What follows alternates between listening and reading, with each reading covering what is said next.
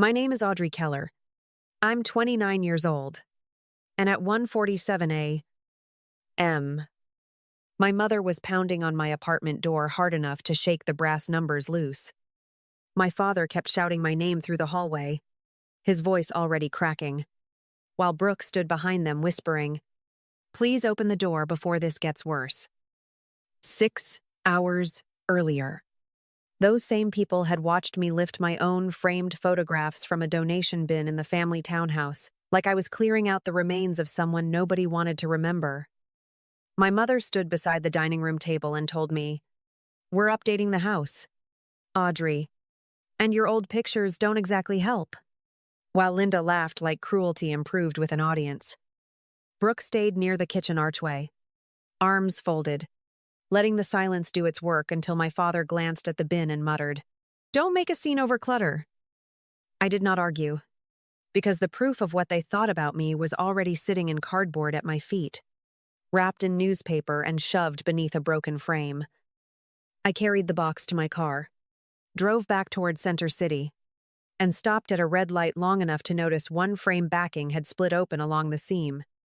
Tucked behind the cardboard was a folded note in my grandfather Thomas's handwriting that read, "If they say you promised money, ask for the trustee ledger." And underneath it, USB blue.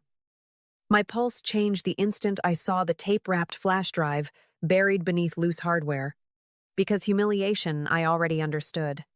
But hidden instructions meant tonight had started before I arrived. When I reached my apartment, I spread everything across the table and found the blue USB. A bank envelope, 2 delinquency notices, and a preliminary sale packet nobody meant for me to see. The envelope held past due city tax paperwork, a water arrears warning, and a settlement estimate for the townhouse, which told me they were not redecorating anything. They were staging a fast sale. By the time the pounding started outside my door, I already knew the framed photos were never the whole insult, only the cover they used while trying to build a lie around me. Inside my apartment, I placed the blue USB beside the bank envelope, photographed both, then cloned the drive before opening anything, because sequence mattered more than adrenaline. My work had trained me to trust preservation first, so I logged the time, created a read-only copy, and opened the files Thomas had hidden behind that frame.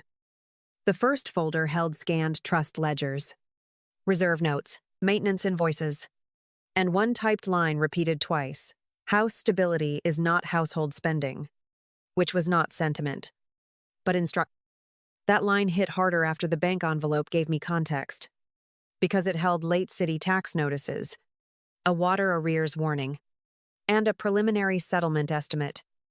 The numbers in those notices did not match the reserve balance shown on Thomas's ledger, which meant something had been moved where it never should have gone.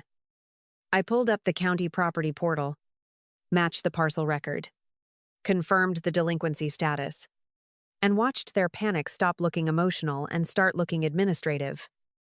They were not just embarrassed or behind. They were trying to push a fast sale through a narrowing gap while hoping nobody questioned the paper underneath. Years earlier, while Thomas was in and out of Presbyterian, he had squeezed my wrist and whispered, "Don't let the house slide while I'm stuck here." I had done exactly that. First with a roof repair, then hazard insurance, then a tax shortfall, always through my freelance LLC because receipts outlast family gratitude. I never thought the townhouse belonged to me, never expected repayment, and never confused silent help with love. But I had believed the help bought decency. Instead, every payment confirmation in my files lined up with a month. They called me difficult, emotional, selfish, or absent, which made the insult itself evidentiary. By midnight, I had built a clean timeline showing when I stepped in, where the money landed, and how the new delinquency notices exposed what my transfers masked. That was when Thomas's note changed shape for me, because it was not warning me about their tempers, only about records, authority, and manufactured memory. Robert, as successor trustee, was supposed to keep trust funds separate, use reserve money for the property, and account for every movement without storytelling filling gaps. I ended every quiet payment I had still been floating, stacked my receipts beside Thomas's ledger, and waited for morning to show me who panicked first. Brooke called at 9:06, less than an hour after I ended the last quiet payment, and opened with, "Did you take some paperwork from the house by mistake?" I looked at Thomas's note beside the cloned USB and understood immediately that nobody was calling about family, grief, or the donation bin from the night before. I asked what paperwork she meant, and the pause on her end stretched long enough to expose fear before words finally arrived, dressed up as irritation.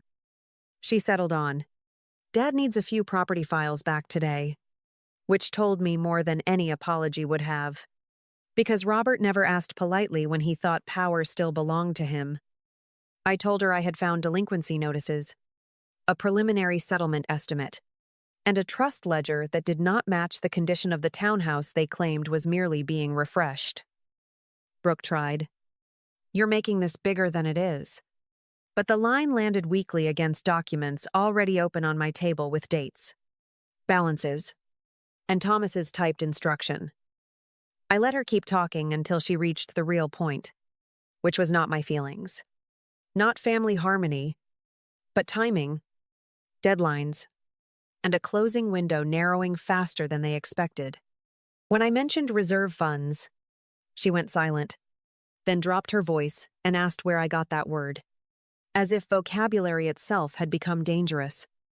I told her the only dangerous thing in the room was a story being built around my name before the paper underneath it could be questioned. She asked to meet, so I chose a cafe in Rittenhouse where polished people like to pretend difficult conversations became cleaner if the espresso was expensive enough. Brooke arrived composed from a distance, then sat down with the face of someone carrying a timeline she could not smooth over, and opened with, "If settlement stalls, the buyers start cutting." I told her that sounded like a house problem, not a daughter problem, and watched the polish slip the second she realized I was no longer available for their old categories. That was when the fake narrative finally showed its edges, because Brooke admitted they needed everyone to believe I had promised support, then pulled it away. I asked whether that lie was meant for relatives only or for whoever else needed a villain before the paperwork around Robert tightened, and she had nothing clean left to offer. I left her with one sentence. "If my name gets attached to money I never promised, I won't argue with your story. I'll answer it with records." By late afternoon, Linda had already started laying track in the family group chat, posting that syrupy line about daughters forgetting sacrifice when pressure exposed character. She never used my name when she wanted damage to travel faster, because suggestion always moved better through relatives than accusation written too plainly. An hour later, she announced a New Year's supper at her condo in Center City, and I knew immediately she was building a room where numbers would be expected to lose against performance. I still went, because Brooke's face in the cafe had told me the buyers were already pulling at loose threads, and panic had moved the family into rehearsal mode. I printed a short payment timeline, copied the delinquency notices, photographed Thomas's note, and tucked the cloned USB into my coat pocket beside my keys. None of it looked dramatic spread across my kitchen table, which was exactly why it would land harder once Linda tried to turn me into the unstable one. Her smile was waiting when I walked in, bright enough to suggest hospitality and sharp enough to promise blood. And she opened with, "Glad you still remembered where family lives." Diep stayed near the counter, arranging plates nobody was touching. Robert kept his jaw set like volume might still save him, and Brooke looked tired in a way expensive clothes could not disguise. I put my coat over a chair, looked around that room full of practiced comfort, and understood they had invited witnesses before they had invited honesty. Linda tried to start gently, floating a remark about tension, misunderstanding, and everyone saying too much over the holidays. But the donation bin images were already clearer than any excuse. I asked whether misunderstanding usually came with my framed photographs stripped from the walls, or if that part only counted as redecorating when no one expected receipts. Robert cut in with, "This is private." And the word barely settled before I laid the first payment confirmation on the table beside the city tax notice.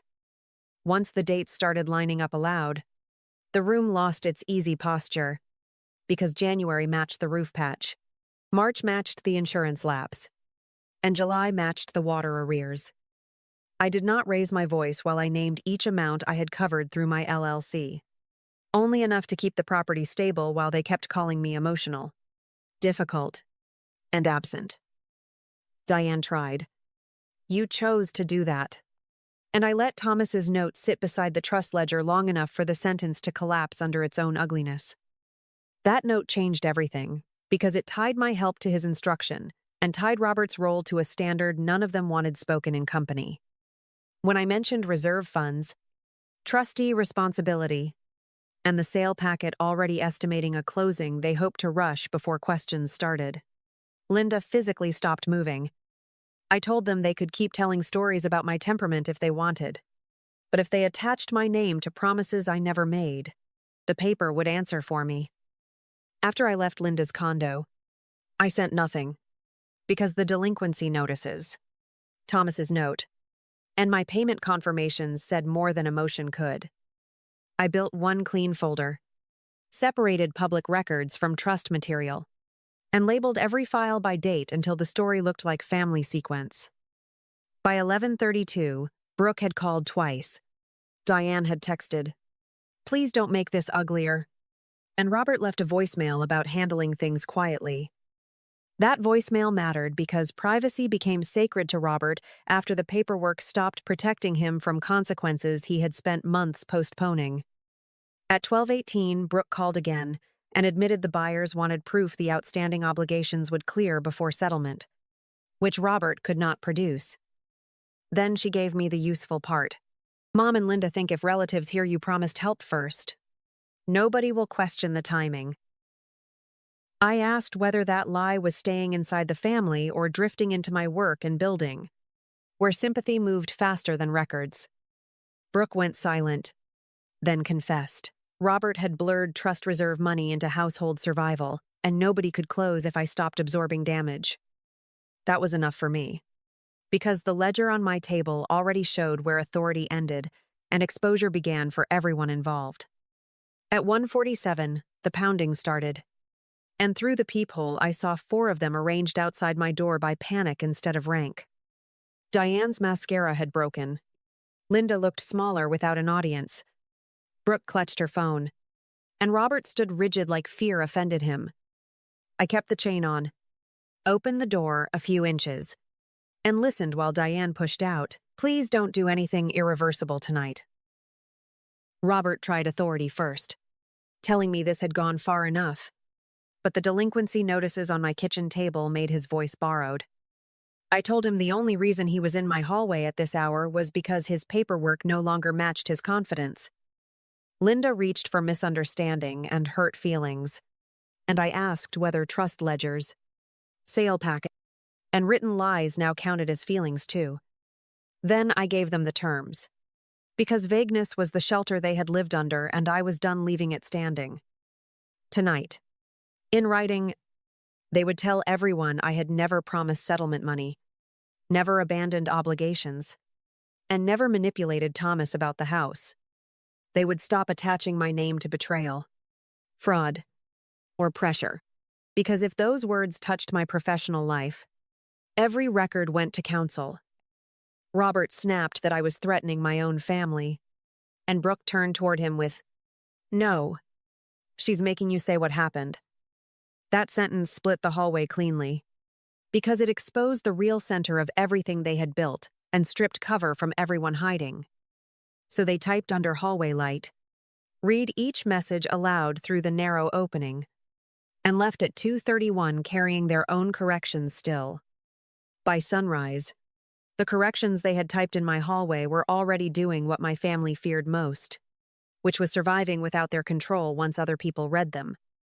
The buyers did not vanish, but they pushed back hard enough to force delays, demand cleaner numbers, and expose how little room Robert actually had left. Diane stopped calling herself blindsided after her own words sat in the family chat. And Linda lost the easy confidence that had always depended on nobody comparing notes. Brooke moved the remaining trust files out of the townhouse that afternoon and sent one short text. "I'm done helping them dress it up," which was the first useful truth she had offered me. I answered with nothing sentimental, because the cloned USB, Thomas's ledger, and the written corrections had already finished the part feelings could not repair. 2 days later, through counsel, I requested a formal accounting limited to the reserve, the property obligations, and any transfers that no longer matched the trust's stated purpose. That request was not revenge dressed as paperwork, but the cleanest line I could draw between Thomas's instructions and Robert's excuses. I made no offers, advanced no money, and refused every attempt to rename consequences as another family emergency. I kept one restored photograph and set it on my shelf, then boxed the rest and let them leave my apartment the way they should have left my life, without ceremony. What ended that week was not only their sales strategy or their favorite lie about me, but the old arrangement where I carried damage quietly and called it love. Thank you for staying with me through this story, and if any part of it felt familiar, I hope you remember peace is something you are allowed to choose.